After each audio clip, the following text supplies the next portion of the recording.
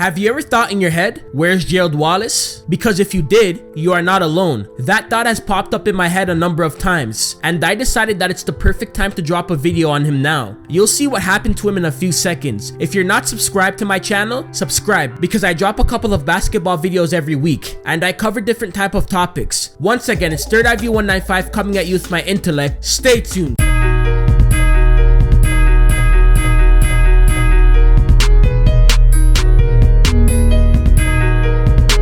Gerald Wallace was drafted 25th in the first round in the 2001 NBA draft by the Sacramento Kings. But in his first 3 seasons with the Sacramento Kings, he barely played, and his stats weren't very good. In his first year with the Sacramento Kings, he averaged 3.2 points per game and 1.6 rebounds per game, and he shot 42.9% from the field and 50% from the free throw line. He only played for 8 minutes. In his sophomore season, he increased a little bit statistically. He increased his scoring average by 1.5 points, and his rebounding increased from 1.6 in his rookie season to 2.7 in his sophomore season. He also played 4 more minutes per game, and his field goal percentage improved as well. He shot 49.2% from the field and 52.7% from the free throw line. In his third year, he oddly dipped. He averaged 2 points per game and 2 rebounds per game, shooting a career low from his previous 2 seasons, 45.8% from the free throw line and 36% from the field. The reason why his stats were so low and he wasn't getting playing time was because he was playing on a deep Kings squad that had Chris Webber, Peja Stojakovic,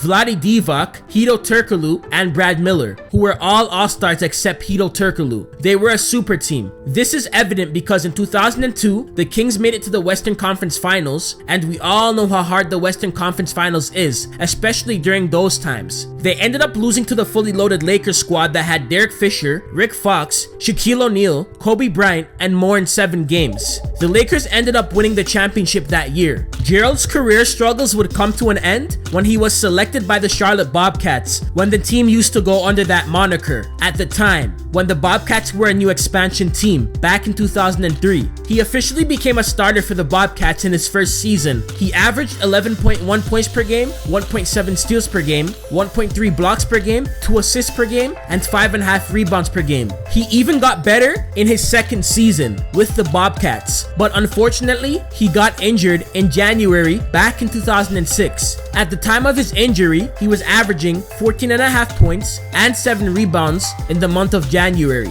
and he was ranked top 10 in field goal percentage, shooting 54.1% from the field and averaging 2.1 blocks per game and 2.4 steals per game. Gerald Wallace was able to average the same amount of blocks and steals per game for the rest of this season. This was very accomplishing because only 2 other players have done something like this in NBA history. Since the NBA started to count blocks as a statistic back in 1973, the 2 other players were David Robinson and Hakeem Olajuwon. They averaged 2 blocks and 2 steals throughout an entire season. Wallace only played for 55 games this season. This injury didn't really affect him, but Gerald Wallace was known for playing very reckless. He was so reckless to the point where he got the nickname Crash, and this is what caused him to get a lot of injuries throughout his career. And I can attest to this because I witnessed him play over the years when I was younger, and he is very, very, very reckless. Even his coach Bernie Bickerstaff said, Gerald can only play one way and be effective. Energy,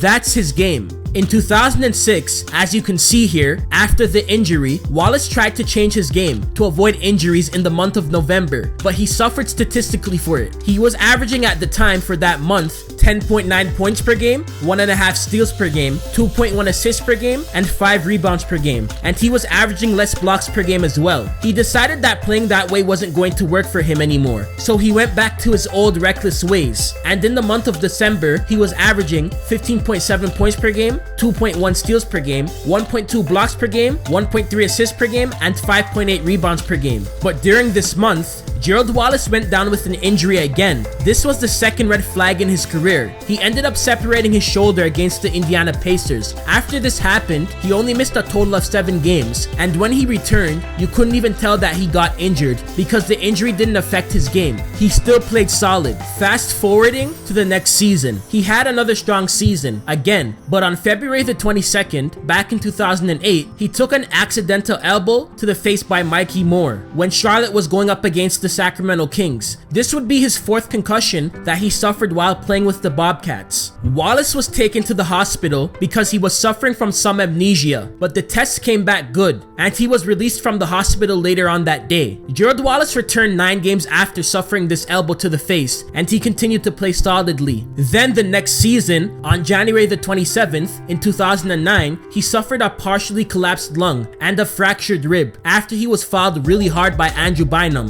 while going up against the Lakers. He ended up missing 7 games. In the first game that he returned, he never had a strong game against the Orlando Magic. He only had 8 points, he had 4 turnovers, 1 block, 4 assists, and 4 rebounds. And the Bobcats went on to lose the game 107-102. But after this game, he returned to his former self, and he started to play solid again. The next season, Wallace was selected to be an All-Star for the first time in his career. He was the first and only Charlotte Bobcat player to be selected as an All-Star in Bobcats franchise history. Wallace was also named to the 2010-2012 USA Basketball Men's National Team, and he was named to the All-Defensive First Team. This was the most accomplishing season for him. He also made it to the playoffs for the first time in his career as a starter. He would continue to play solid with the Bobcats until his time would come to an end playing for the franchise on February the 24th back in 2011, when he was traded to the Portland Trail Blazers for Joel Przybilla,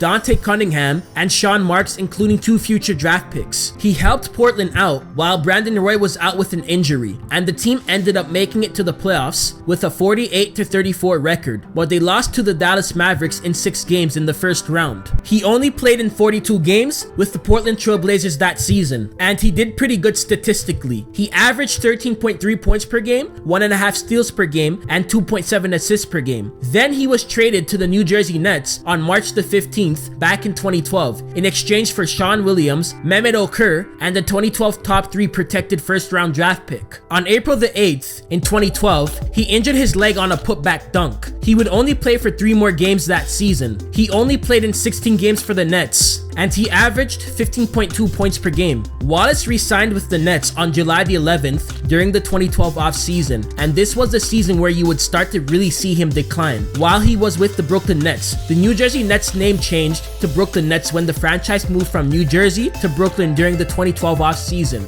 Things weren't really going well for him. He would get injured and dip drastically statistically since his uprise when he first started to play for the Bobcats back in the 2004 to 2005 season. He was then traded to the Boston Celtics on July the 13th during the 2013 offseason in a multiplayer deal that sent Kevin Garnett, Paul Pierce, and Jason Terry to the Brooklyn Nets. He even got worse statistically when he was on the Boston Celtics. And on February the 28th, back in 2014, he was out for the rest of the season after he tore his meniscus in his left knee. Then on July the 27th, during the 2015 offseason, he was traded, including Chris Babb, to the Golden State Warriors in exchange for David Lee. Then 4 days later, he was traded to the Philadelphia 76ers, including cash and draft considerations, and in exchange for Jason Thompson. On September the 27th in 2015, he was waived by the 76ers, and that's what happened to him. He started suffering really severe injuries, and he was aging, so his body couldn't keep up with it anymore. But that's what happened to Gerald Wallace. He's not officially retired, but since he got waived by the 76ers, we haven't heard anything about him since. But that's it for the video, guys. If you made it to the end of this video, please like and subscribe and hit that notification button and comment below. Your opinion matters, and share this video. That would be well appreciated. Peace! Skipping down the street, about to go get my wings and fries.